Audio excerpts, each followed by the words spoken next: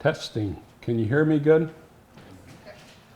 Good evening, everyone. Along with my dear wife, Sherry, it's great to be back at the Waupaca Historical Society, and I look forward to sharing stories with you about the craft brewing industry.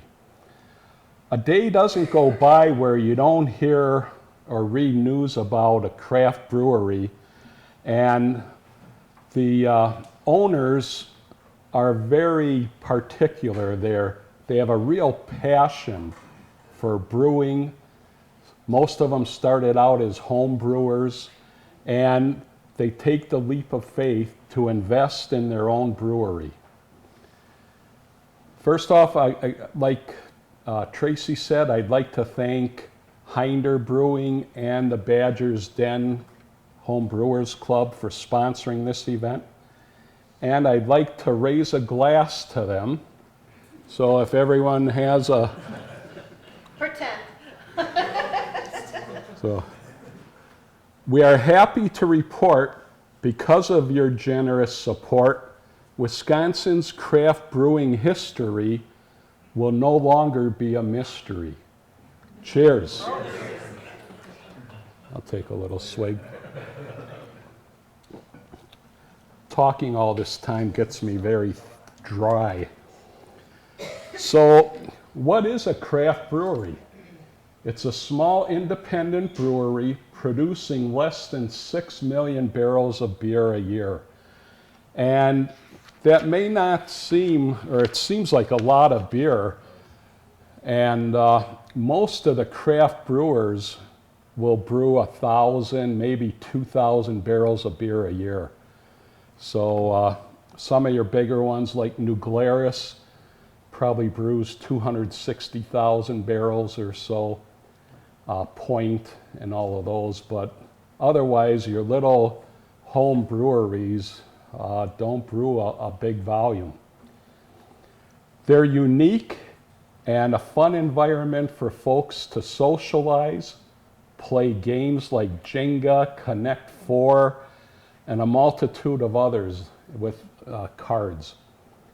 Best of all, you have a selection of very fresh craft beer. That's my favorite part. So, they also serve as a great source of vacation destinations and trips that I call beercations. We recently visited several breweries on our way up to Madeline Island, located in Bayfield on Lake Superior. And if you look here, we visited Rhinelander, there's the Whole Dag with Sherry. We also visited Some Nerve Brewing in Manitowish Waters, South Shore Brewing in Ashland, and Adventure Club Brewing in Bayfield. That's Adventure Club on the lower right, Rhinelander on the top right, and Some Nerve on the lower left. We also did a beercation run to a small college town called Asheville in North Carolina. Has anyone heard of that? It's a small town, but it's got 50 breweries and beer pubs. So You only have to walk 10 feet to get in. And the more that we go to different breweries and talk to people, it's getting very popular where they want to go and visit another brewery. They'll say, you know, we can discuss different breweries, and it's really getting popular where they want to go to craft breweries and see what they have. So I like to refer to the craft brewery surge as history repeating itself. Because back in the 1870s, there were over 170 breweries in Wisconsin, mainly because of the lack of dependable transportation. So you had wagons. They really couldn't go very far from city to city, maybe 20 miles if they were lucky. And so each city had their own brewery. And the folks supported it, and that's what kept them in business. As history repeats itself, there are 266 craft breweries and brew pubs in Wisconsin as we speak. And I'd like to thank the Brewers Association for the use of their statistics. As in the past, craft breweries exist with the support of local folks and are a source of pride in their communities. This is a great David versus Goliath story, and basically history repeating itself today. Next. So if you look at this slide, you'll see to the far left in 1890, there were only 2011 breweries. And as we get down to 1920, Prohibition hit. So of course, no breweries till 1933. 703 of them survived. So during the years, the big breweries would merge with some of the small ones.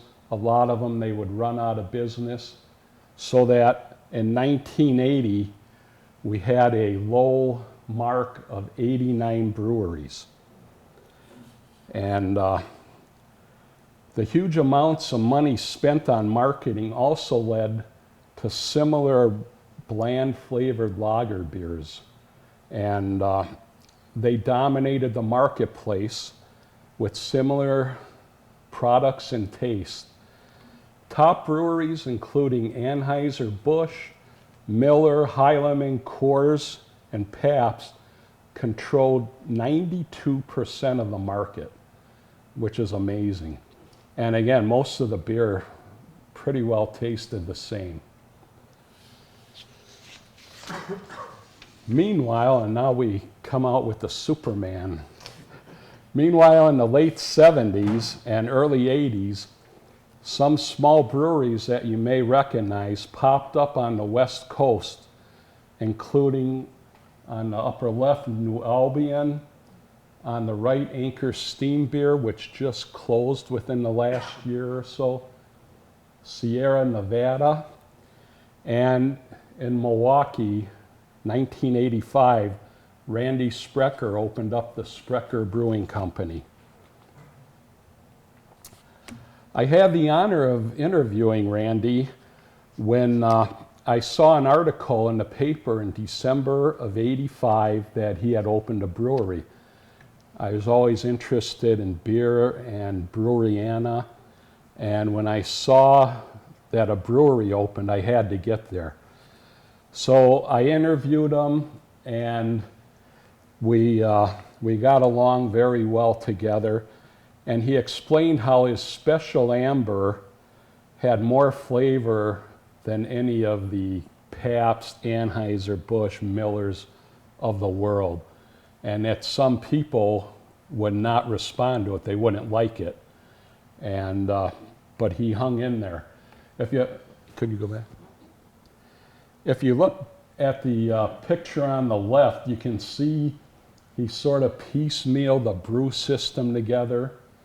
And on the right, they're just starting to keg their first half barrels. So this piqued my interest, and I started to write my Brewskis with Januszewski articles in 1986.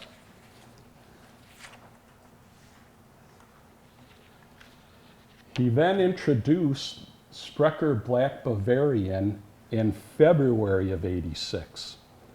And we had a party. I was the president of the Badgers chapter for the Beer Can Collectors of America. And we had a party on a Sunday afternoon at my friend's bar. And Randy brought a half barrel of Black Bavarian. And it just knocked it out of the park.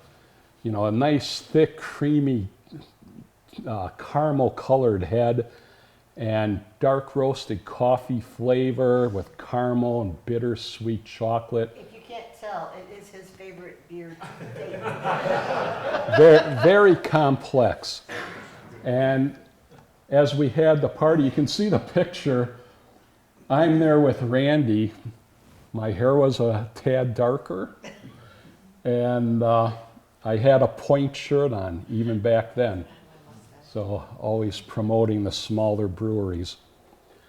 But after I had Sprecher Black Bavarian, my loyalty to drinking PBR quickly vanished. My father drank PBR all the time, and I just fell in line, and I always enjoyed having Pabst. If we had parties, it was a case of Pabst. After I met Randy, it was a quarter barrel of his beer in my refrigerator with a tapper. We had beer in our refrigerator, and we taught our children how to tap beer. And but we couldn't have it come out the door because we didn't want to waste any beer, so we had it inside to get it open the refrigerator. So we had a quarter barrel of Sprecher in our refrigerator for many years. So the popularity of his beers really grew in the Milwaukee area and surrounding counties, and the reputation of his root beer led to recognition throughout the country. I'm sure most of you have had their root beer, and it's delicious, and he did a marvelous job with that. The one thing with the root beer, he didn't have to really ferment it. So if he made it and he brewed it with honey, if he made it this morning, they could be shipping it tonight. So it was a quicker turnover, faster profits. And so it was a good product for him. In 2019, Randy decided to sell. And if you talk about timing, he sold in December of 2019, and in March 2020, COVID hit, where most breweries were pretty well down to nothing, especially craft breweries. And the new owner really struggled for that first year. But they're doing well now. They've really headed into the soda market. So, got to have my Black Bavarian up there. But in 1986, Capital Brewing opened in Middleton, near Madison. And I enjoy their Supper Club and Wisconsin Amber. They're good beers. These first microbreweries, which they were called back then, brewed traditional German-style lager beers based on the Reinheitsgebot, or beer purity law. The law states that only water, malted grains, hops, and yeast can be used to brew a beer. And this is over 500 years old. The craft brewers of today are artisans that use those ingredients and an abundance of others. If you look at this slide, there's tons. And as a matter of fact, the craft beer revolution has blown up the very Reinheitsgebot law that we just talked about. Brewers are using ingredients including fruit, spices, nuts, chili peppers, chocolate, maple syrup, bourbon barrel aging process where they put the beer into an oak barrel to age it. And the list goes on. Anyone want to add to some of the beers that you've experienced? There's a ton of them. Dill pickle. I know you like it, Cody. And my daughters, like Eagle Park in Waukesha, makes malts and slushes, all different flavored and high calorie. But they pour the slushes out of the can and they like clump, you know what I mean? Like it's like pouring something thick. So the hallmark of craft brewers is the innovation of unique beers and developing new styles with non-traditional ingredients. When talking to Russ Klisch, and that's him on the lower right, owner of Lakefront Brewing Company, which opened in 1987, I discovered that these first craft brewery owners were like MacGyver. If you look at his brewing system on the left, it's made out of some dairy tanks and just whatever he could get his hands on. So he got a degree in chemistry from UW-Eau Claire and said he could never have imagined how many hats he would be wearing, especially now that he opened up a very good restaurant in his brewery. And he said it's just very time consuming. Lakefront's sales volume ranks within the top 5 of Wisconsin brewers annually. Not bad for someone who started out home brewing in his parents' basement.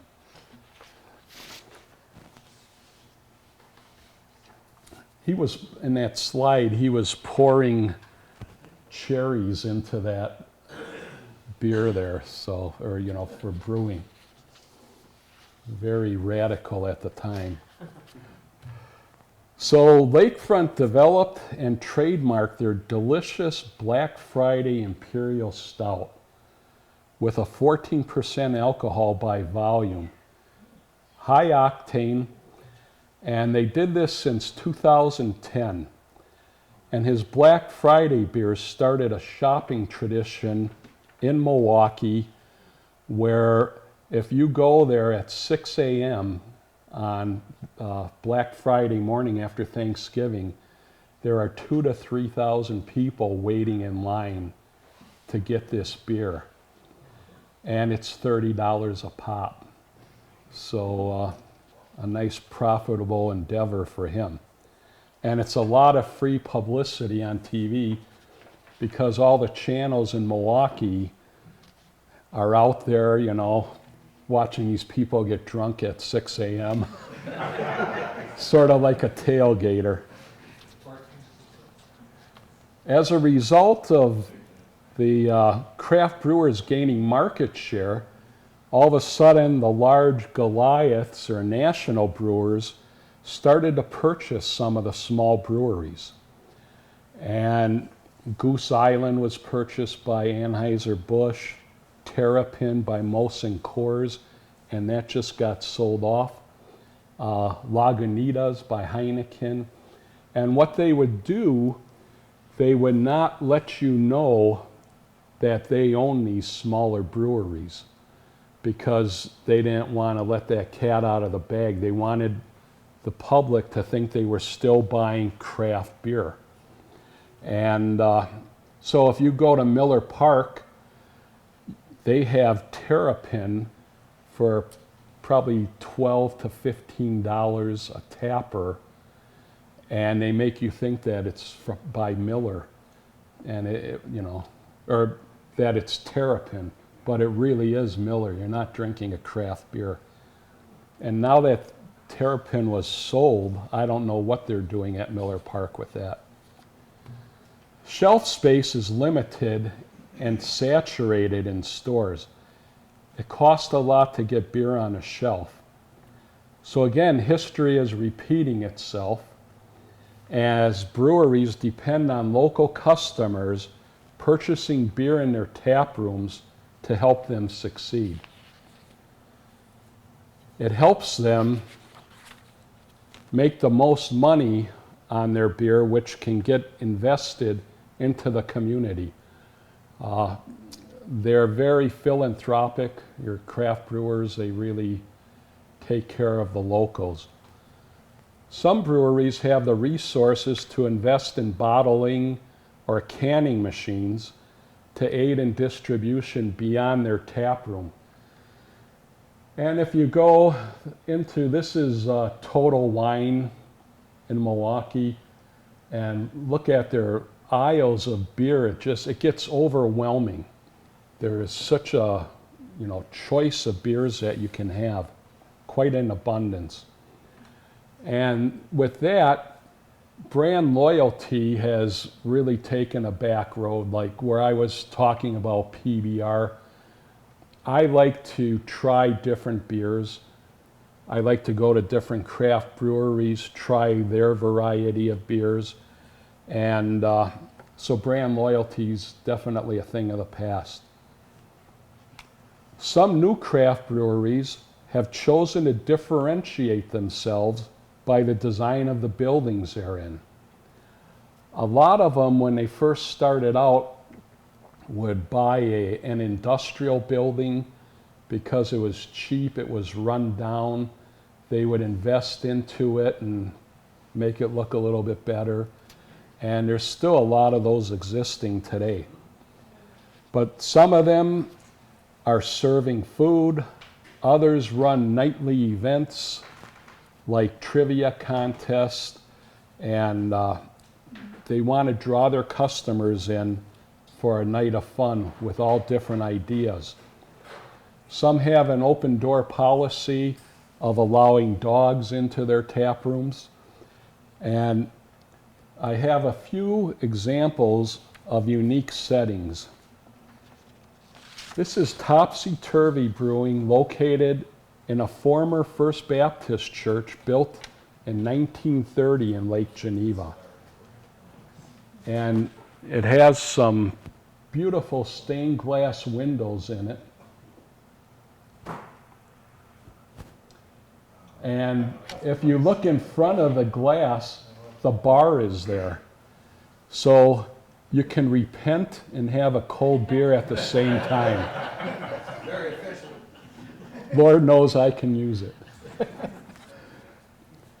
So Dusterbeck's is a brewery built on the existing farm that's been in the Dusterbeck's family for over 150 years.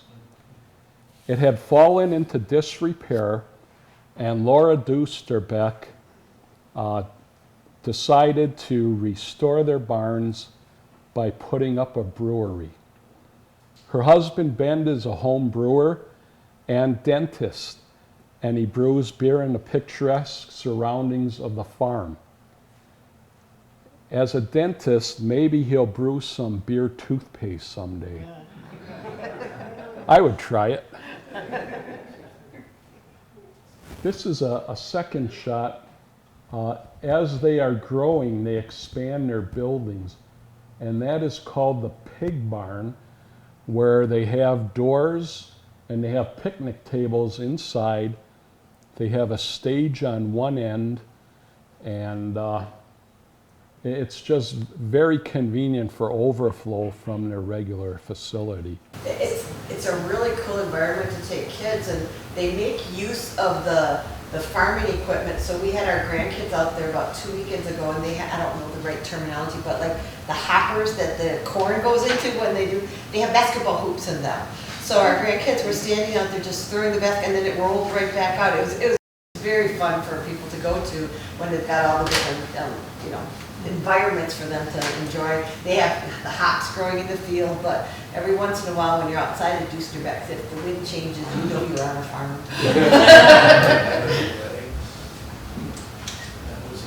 So, Also Brewing is located in Plover, and they specialize in sours, and they also have a state-of-the-art canning line. One of their better known beers is PB&J Sour Fruited Ale, and it's brewed with peanut butter and jelly. Again, as we talk about different ingredients in brewing. So to attract customers, they have an interesting Breweriana museum in that upper left corner. And they have historic displays mounted on the walls to take you back in time of the brewing industry. On the lower right is our neighbor Joan, who does not agree with sour beers. We have her permission to use that picture. Yeah, I just have to pay her royalties. Some people like them, some don't. It's just like IPAs. Some people love IPAs, some hate them. There doesn't seem to be much of a middle road there. Same with sours. You either like it or you don't. So, Central Waters Brewing in Amherst has developed an excellent line of Brewers Reserve oak barrel-aged stouts. The complexity of their flavors makes them popular, including bourbon barrel cherry stout, Belgian quad, and barley wine. All of these are high octane, over 10% ABV, and they are known for their anniversary party every January. In the lower right, you can see they get over 2,000 people there. It's a lot of fun. They sell an anniversary beer, which is delicious. And we've attended a couple. It really is nice. You can see their oak barrels as they're fermenting the beer in that upper right corner. They also, and this is something popular on the left, you'll see Crowlers, which is the can, 32-ounce can. You see that in a lot of your craft breweries these days, which is nice because you can take some fresh brew home. On the left is a growler, and you also see glass bottles, a little more bulky, and I think the industry is sort of going away and going with the crowler route. Central Waters has done so well that they opened a small brewery in Milwaukee in an old church building located on the Pabst Brewing Complex. It was once used as a dining area for Pabst executives. And it's pretty interesting. They have like a test pilot brewery there for smaller batches than up in Amherst that they can try and see how things turn out. One of the bad features of it is parking. You're in downtown Milwaukee, and it's just hard to find a parking spot around there. But the best to them. It's good to see them growing. Stevens Point Brewery is considered a craft brewery and has a rich history as one of the oldest continuously operating breweries in the country from 1857 to present. I love my Point Special and Point Bach, two of my favorite beers also. So, and they're starting to make a lot of specialty beers. They have different lines. They have a cider line, and yes. When I was at Point Brewery, taking a tour over here or so forth, they make a lot of beer for other breweries. They were making Capital beer when I was there. Is that pretty common, making beers for other breweries? If you don't really, you think they're made one place, but they're really made by somebody else? That's what we refer to as contract brewing. They'll have a contract with other breweries that can't make as much, but they might have a need, requirement for more beer. And so they'll have some of these breweries brewing for them.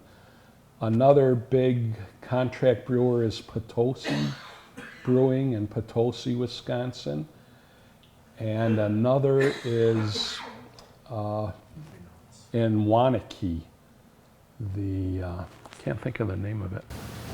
So you don't always know where your beer is being made, is it? So. No.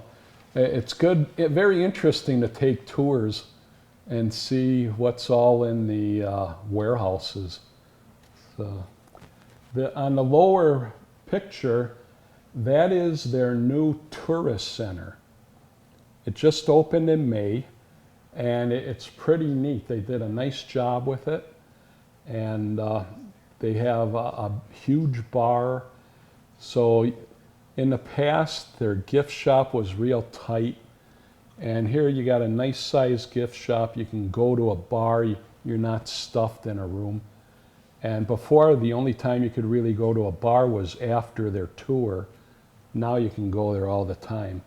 So probably not a bad idea for them to sell beer.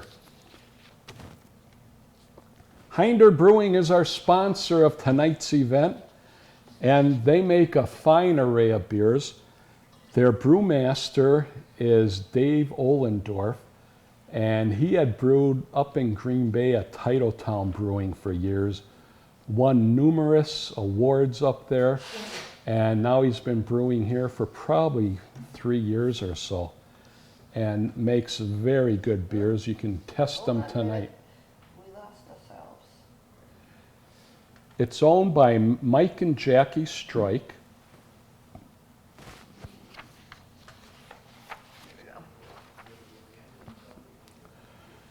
And what I like is their unique flight holder. It's like a cutout gear, and have a lot of people been there? I mean, it's pretty close by. If not, we'll see you there tonight. But it's the one place they say you can grab a Hinder and not get in trouble. So along with Jackie, the owner, with her husband there, and Laura Dusterbeck, more women are getting involved in the brewing industry, from ownership to operations to actual brewing beer. The Pink Boots Society inspires and encourages women to advance their careers in the fermented alcoholic beverage industry. Pictured on the left here is Deb Carey from New Glarus. They're the biggest craft brewer in the state. And the gal in the right, I don't know who it is, but I thought it made a great picture, and she's someone who likes to crawl into a beer kettle. God bless her. I'm proud to announce that we have one of my favorite breweries located in Rome, and the owners here tonight, Up North Brewing Company. Leslie and Brandon, take a bow, please.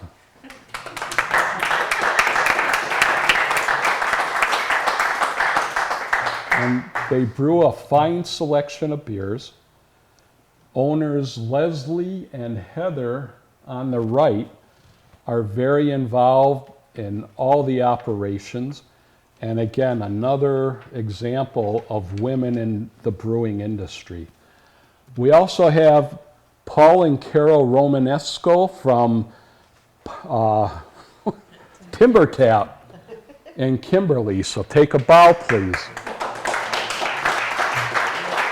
are some of the hardest working people you ever meet. Anybody who, and I know a lot of you know, the craft brewing industry is a lot of work. A lot of work. And Tom from Stonecraft. Stone Arch. Stone Arch, take a bow, please. So it's good to see your presence here, and I hope I'm doing your industry a good justice with my presentation. Moseny Brewing is owned by Lynn Kearns, a retired nurse practitioner, who used the brewery to serve as a focal point for the revitalization of the distressed downtown Moseny area. So this is very unique.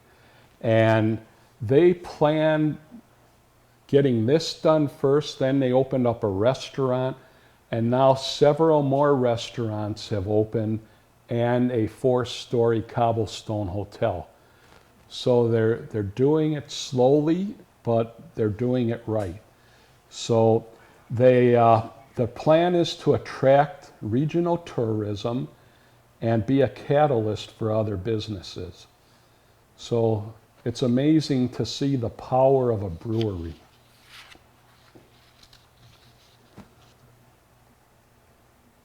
The last nearby brewery I'm going to mention is District 1 in Stevens Point.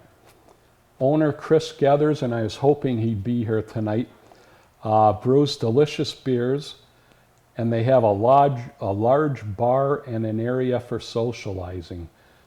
And when I do my presentations at UW Stevens Point, not for the students, but for their adult education, just like we're going to go to Hinder tonight, we go to District 1 after that. So it's good beer. So please remember to support your local brewery. That money really, it gets invested in, they're very good at philanthropy, donations to organizations, volunteerism, and sponsorship of local events, just like tonight. So what does the future hold for these passionate brewers? Continued creativity of ingredients, brewing techniques, and unique artwork on labels which lure customers to purchase their can and stick out in the crowd. And it'll lure the customers in to try their unique, unknown beers. On a sad note, Bow Falls, which was in Wausau, has closed their doors. Just Monday was their last day. So there's always that threat to that industry. I hope that you can join us afterwards to enjoy a beer at Hinder. And with that, I'll take any questions. I do want to mention I'm very involved in Old World, Wisconsin, out at Eagle, Wisconsin. The Badger's Den homebrewers have been out there the last 2 years to help brew with us.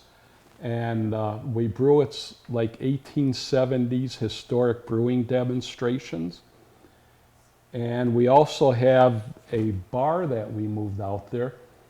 You can see the crane putting it together. It's called Whitnable's.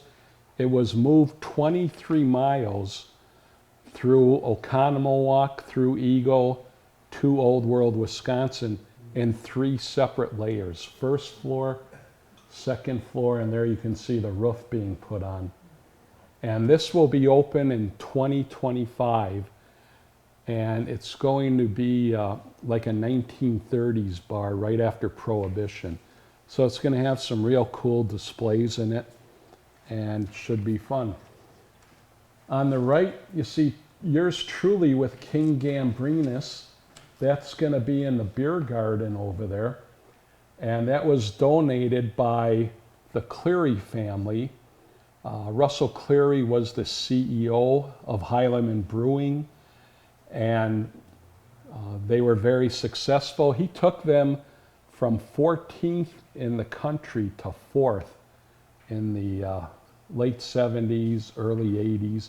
Did a phenomenal job with them.